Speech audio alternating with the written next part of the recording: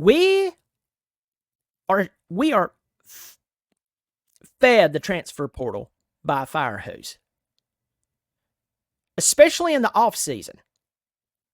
But even now, at the beginning of the season, you're sitting there, you're watching the games, you're watching the pregame shows, you're watching game day and the big noon kickoff on Fox, which basically my favorite now. And you can't help but to be sitting there, and all of a sudden it's like transfer portal, transfer portal, transfer portal, transfer portal, transfer portal, transfer portal, transfer portal, transfer portal, transfer. I took a dump, transfer portal. Oh, that girl fell down, transfer portal. I think I heard a cat meowing, transfer portal. Did somebody cook some beans, transfer portal. It's just nonstop. You know why? Because it's easy to talk about. It's easy to blame people for not going to the transfer portal enough. But what are they overlooking? Coaching. That's it. Who's standing on your sidelines?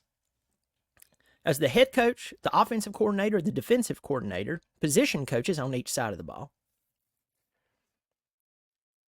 And anyone else that may be in some capacity, whether it's an analyst or now, you can have as many coaches on the sidelines. I think Dabo Swinney, he's hired or brought in basically everyone that's willing from his 2 former national championship teams. Just go stand on the sidelines. I'm just going to have them standing here, remind us about the culture. But whoever is in a true coaching capacity matters. Why did people wet their drawers when it was announced that Matt Luke was hired at Clemson? It's because he's truly a specialist. It's because you could talk to a Georgia fan. I've said this once, and I'm telling you, it's true. You can go look through my comments section on various videos. People will be talking pure trash about Clemson, how awful they are, and Dabo's dumb, and you Tiger fans play in the ACC, and y'all are ridiculous. You got lucky with those 2 national championships. Oh, but you hired Matt Luke. Matt Luke is incredible. That's how good he is. Because coaches, especially at this level, are supposed to be seen as specialists, experts. You're not supposed to be able to go to a small college football school and find the same level of expert that you would find at Ohio State or Alabama. You don't supposed to. Let's think about the medical field. You go to your family doctor, you're having some issue, God forbid, with your brain, and he looks at you and he says, hey, we need to send you to a neurologist, a specialist. This person is going to be probably extremely well paid because the brain is, well, the brain. And if you need surgery, a neurosurgeon's even more.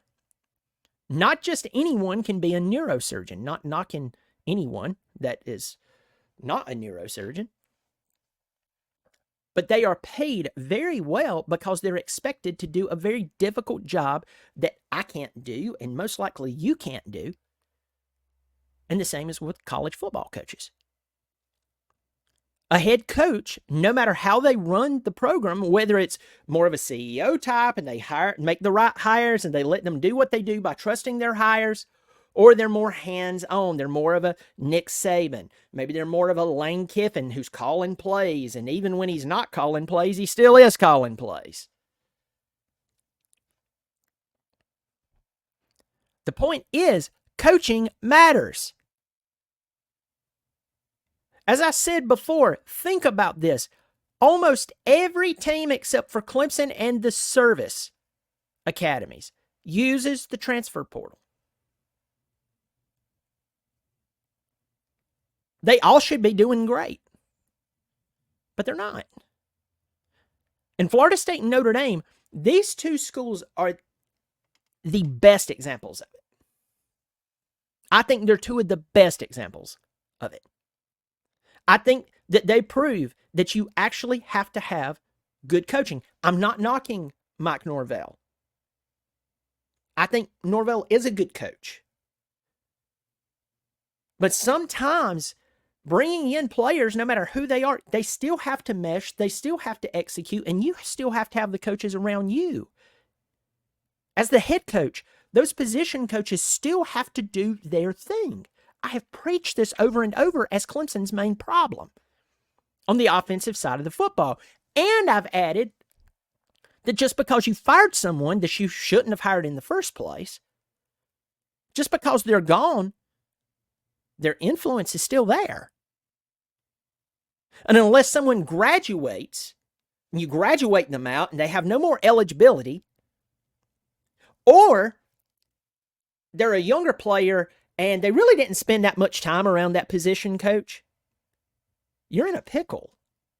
Because you're going to have to retrain that reaction time and their approach to the game that was poorly taught to them. That's why position coaches matter. That's why head coaching matters. Coaching matters. And if it doesn't, you know what's coming. If you watch me, you know what I'm about to say. Why are they paid so flippin' much? I mean, are we just looking for ways as schools and donors, are you looking for ways just to waste money? I'll send you my address. You can waste your money on me. I won't even charge as much. I'll even help you write it off. We'll figure it out. I'll set up something that's legal so you can give me money that you just apparently want to give away because coaching doesn't matter. Coaches are called the experts. The higher up they are, the bigger the team, the more historically dominant the team. They're seen to be even a greater expert.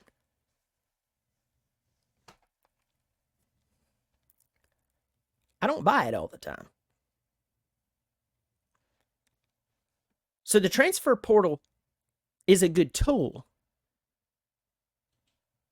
But the transfer portal has been made into the main character of college football. The transfer portal has been made into the make or break of a football team. In today's video, the goal behind it is to boldly look that lie in the eye and call it as it is. It's supplementary, but it's not the main character. Coaching is.